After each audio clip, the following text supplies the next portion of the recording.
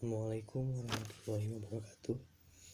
Perkenalkan, nama saya Raditya Bista Balupi, NPM 22205020077 dari angkatan 22. Akan memaparkan resume materi LKM MPD. Materi yang pertama disampaikan oleh Mas Denny Irawan, yaitu mahasiswa sebagai pembelajar yang lincah dan tangguh. Berpikir kritis.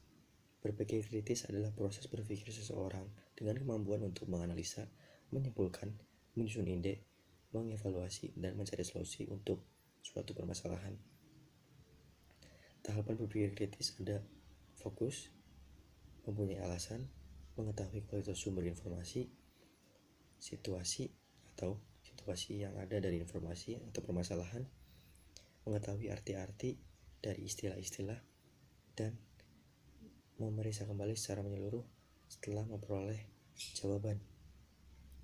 Manfaat dari berpikir kritis adalah membantu memperoleh pengetahuan, memperbaiki teori, dan memperkuat argumen. Yang kedua, mengemukakan dan merumuskan pertanyaan dengan jelas. Yang ketiga, mengumpulkan, menilai, dan menafsirkan informasi dengan efektif. Kemudian, membiasakan berpikiran terbuka. Kemudian, mengkomunikasikan gagasan, pendapat, dan solusi dengan jelas. Kesalahan-kesalahan berpikir. Yang pertama, merasa dirinya paling benar, tidak mau untuk disalahkan.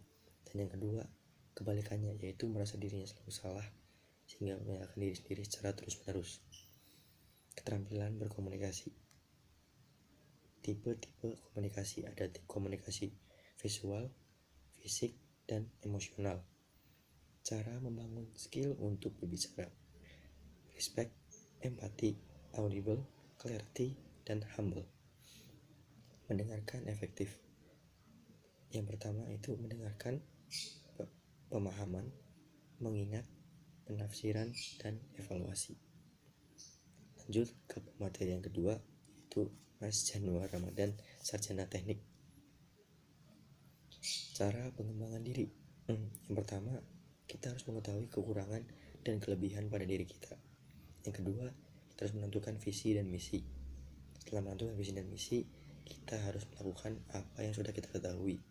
Dan setelah kita sudah melakukan apa yang kita ketahui, kita harus mengevaluasinya. Apakah hal itu baik untuk dilakukan atau diteruskan, atau lebih baik tidak untuk dilakukan kembali. Konsep aku, ambisi, kenyataan, dan usaha. Ambisi memiliki definisi, yaitu keinginan atau angan-angan. Kenyataan itu keadaan yang sedang terjadi. Sementara usaha yaitu usaha yang kita lakukan untuk mencapai ambisi. Materi yang ketiga oleh Mas Fatih Nafan Ardiansyah. Etika organisasi. Etika yaitu suatu sikap dan perilaku yang menunjukkan kesediaan dan kesanggupan seseorang secara sadar untuk mematuhi norma yang berlaku. Sementara organisasi adalah suatu perkumpulan atau wadah bagi sekelompok orang yang terstruktur, bekerja sama, dan memiliki tujuan yang sama.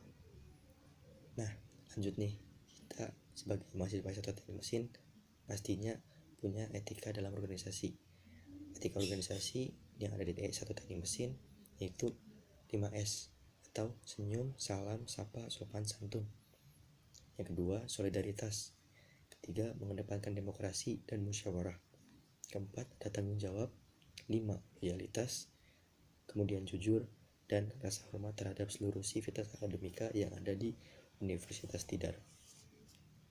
Pemateri yang keempat disampaikan oleh Mas Rizky Bagus Permana mengenai perumusan gagasan awal dan administrasi.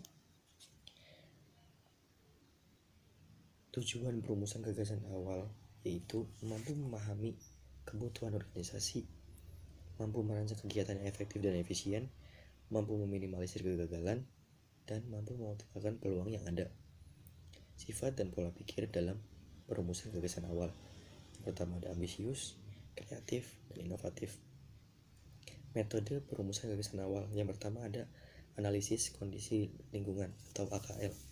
AKL yaitu kegiatan mengamati atau menyelidiki keadaan sekitar secara terperinci, terarah, dan sistematis melalui metode analisis SWOT.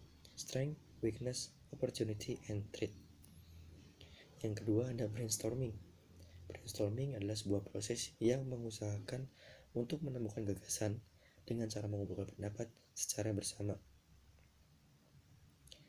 Lanjut, yaitu administrasi. Administrasi adalah usaha dan kegiatan yang berkaitan dengan penyelenggaraan untuk menuju satu tujuan, sehingga dapat disimpulkan bahwa administrasi itu sebuah hal-hal tertulis dalam organisasi. Peran dan fungsi administrasi. Yang pertama, meningkatkan efisiensi dan keefektifan dalam organisasi.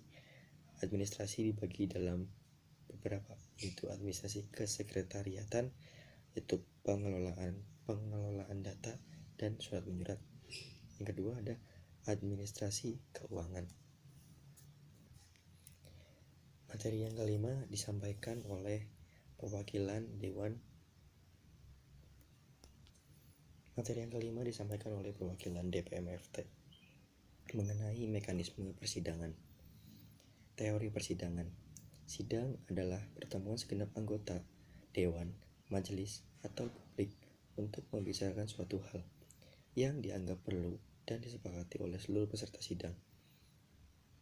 Macam-macam sidang. Ada sidang pleno, sidang komisi, dan sidang paripurna.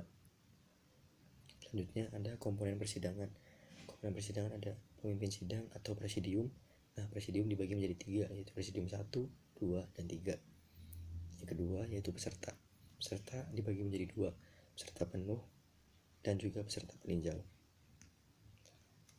Pimpinan sidang atau presidium dibagi menjadi 3. Pimpinan sidang 1 bertugas untuk memimpin persidangan dan sebagai moderator selama persidangan. Pimpinan sidang 2 bertugas membantu pimpinan sidang 1.